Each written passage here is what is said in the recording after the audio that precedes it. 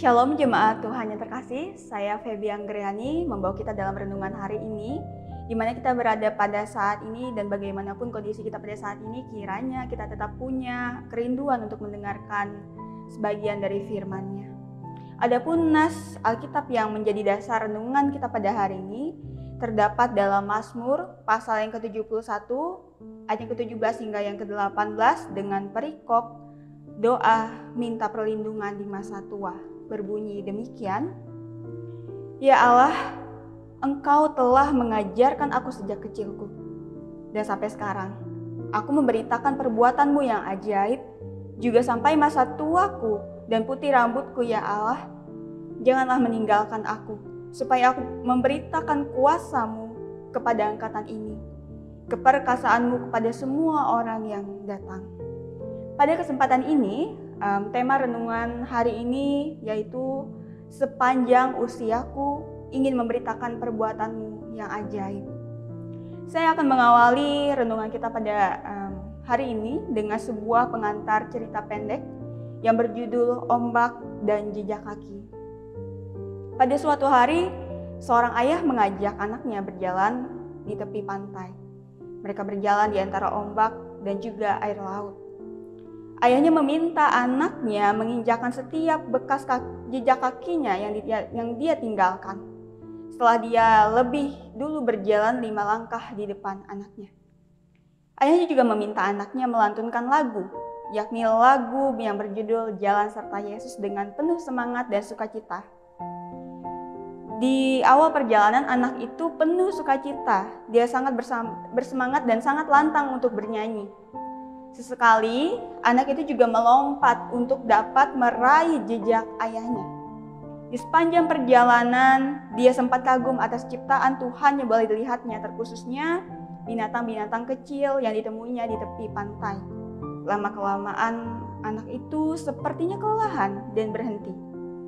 Ayahnya yang melihatnya lelah dan berhenti memanggilnya dan menyampaikan bahwa selanjutnya anak itu diminta untuk merubah caranya berjalan dari sebelumnya. Jika sebelumnya dia berjalan sambil melihat dan meletakkan kakinya di bekas jejak kaki ayahnya, kini anak itu diminta untuk mengamati kaki ayahnya. Dia mengamati cara ayahnya berjalan, mengikutinya dan kembali melanjutkan perjalanan. Hal itu sepertinya terasa lebih mudah dari sebelumnya. Karena aturan sebelumnya untuk membuat langkahnya sesuai dengan jejak kaki ayahnya terasa lebih sulit. Jejak kaki ayahnya kadang-kadang pun hilang, tersapu oleh ombak sehingga membingungkan untuk berpikir bagaimana langkah selanjutnya. Akhirnya anak itu melalui kegiatan tersebut dan tibalah dia di ujung pantai. Di ujung pantai, ayah bertanya kepada anak itu, apa yang dapat kamu pelajari anakku melalui kegiatan hari ini? Lalu jawab anaknya, aku bersyukur telah melakukannya hingga ujung pantai ini. Sebenarnya jika aku diminta ikut cara ayah berjalan, ya hanya caranya bukan berjalan dan meletakkan kakiku ke bekas jejak kaki ayah, aku masih bisa melakukannya. Mengapa demikian? Alasanku ialah aku kesulitan meletakkan kakiku ke bekas kakimu karena langkah kakiku tidak selebar kaki ayah. Tak jarang jejak kaki ayah disapu oleh ombak. Aku menjadi bingung, bagaimana bisa aku menginjakkan kakiku di bekas jejak kaki ayah yang ada sedangkan jejak itu telah tiada.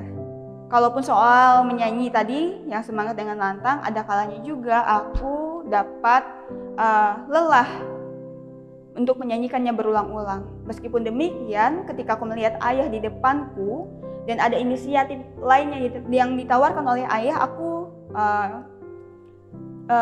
kembali bersemangat. Inisiatif dalam menyusuri pantai hari ini, sehingga aku boleh sampai ke ujung pantai. Jemaat Tuhan yang terkasih, cerita ombak dan jejak kaki ayah menjadi pengantar nas renungan kita hari ini, di mana sejak kita kecil kita telah diajarkan dan dibimbing dengan baik melalui tutur dan sikap orang tua maupun orang-orang sekitar kita.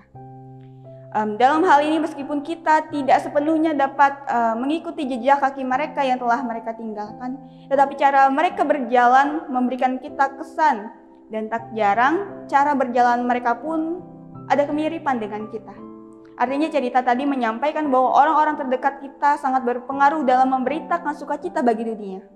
Dan di dalam dunia termasuk juga ada diri kita. Layaknya pemazmur, dia sejak kecilnya telah diajar dan dibimbing untuk mengenal perbuatan ajaib Allah. Perbuatannya membuatnya belajar bersyukur untuk menjadi pengalaman iman, kesaksian, dan lebih-lebih dia bersyukur karena pernah diberikan Allah. Diberikan orang-orang yang telah dengan sukacita membagikan pengalamannya, pengajaran karya tentang Allah di dalam hidupnya. Perbuatan ajaib dan kebaikan yang Allah tunjukkan memiliki kesannya tersendiri, berperan penting menimbulkan iman bagi orang-orang yang mendengar beritanya sedari usia dini. Usia pemazmur saat itu nampaknya memang tidak muda lagi, terlihat dari doanya. Tetapi nas ini juga ditunjukkan kepada orang-orang muda, tidak hanya ditunjukkan kepada orang-orang yang lanjut usia. Bagaimana pengalaman mereka dengan Allah yang disampaikan sebagai kesukacitaan oleh orang yang lebih tua dapat juga dipelajari oleh orang-orang yang lebih muda. Entah pengalaman itu tentang jatuh bangun, gagal, berhasil, maupun baik, buruk. Makna dari pengalaman bersama Allah itu dapat menjadi kesukacitaan bagi mereka yang mendengarkan. Dan pesannya dapat menjadikan orang-orang yang lebih muda dapat menjaga perilaku, membuka kemungkinan diri untuk memperbaiki dan menjadikan pengalaman karya Allah yang mereka rasakan sebagai sesuatu yang berharga.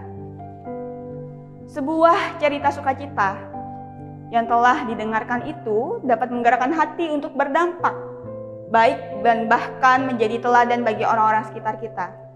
Selain itu, sewaktu kita berpikir jauh bagaimana jikalau diri kita nanti dalam masa usia yang tidak lagi muda, masa itu mengingatkan kita akan seberapa banyak cerita sukacita yang telah kita beritakan di hari-hari sebelumnya. Jikalau sedari muda kita belajar untuk mendekatkan diri dan menghormati Allah dalam kehidupan kita, pasti akan lahir di hati kita perasaannya terus dilindungi Allah dan tidak akan ditinggalkan oleh Allah. Meskipun kita akan menuju usia senja, begitu juga dengan orang-orang yang lebih tua, kita diminta untuk menunjukkan cara hidup kita yang baik dan yang tidak baik dijadikan pelajaran sehingga dapat kita pakai sebagai kesaksian untuk boleh memberitakan kuasa, kesenangan, dan kebenaran tentang Allah. Lalu pertanyaan bagi kita saat ini, maukah kita memberitakan sukacita kepada siapapun yang kita temui hari ini?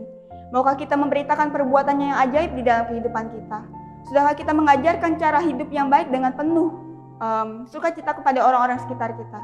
Kiranya kita boleh menjawabnya melalui cara hidup kita. Salam sehat, semangat, dan selamat beribadah di kehidupan nyata kita. Tuhan Yesus memampukan kita semua. Amin. Baiklah, untuk mengakhiri renungan kita pada hari ini, kita akan bersatu di dalam doa. Mari kita berdoa. Ya Allah, pada kesempatan ini kami boleh diingatkan untuk terus memberitakan tentang perbuatan-Mu dengan penuh sukacita. Bagaimana Engkau boleh memelihara kami, menjaga dan melindungi kami hingga saat ini. Kami yakin Engkau adalah Allah yang tidak pernah meninggalkan kami. Terus menyertai kami, yang mau terus bersyukur atas kebaikan-Mu yang dapat kami rasakan. Setelah ini ya Tuhan, kami akan melanjutkan serangkaian aktivitas kami. Kiranya dimanapun kami berada, Engkau berkenan memberikan kesehatan, kekuatan, dan kerendahan hati untuk mau saling belajar dan membelajarkan. Kami tidak membungkam mulut kami atas ketidakbenaran yang terjadi. Kami kiranya juga dimampukan untuk menyuarakan kesaksian iman kami kepada siapapun, entah kami muda maupun tua.